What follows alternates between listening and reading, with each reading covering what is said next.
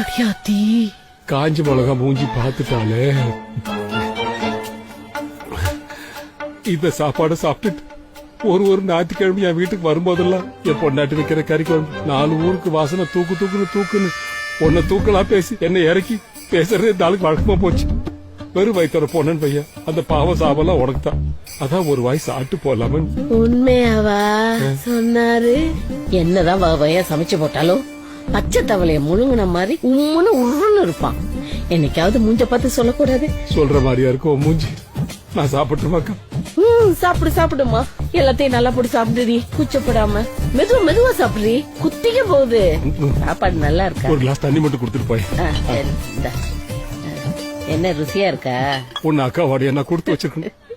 போய் உட்காந்து ஆடு வந்துடுறேன். மாமா தனியா போ. துண்ண விடுறாங்க பாரு. நல்லா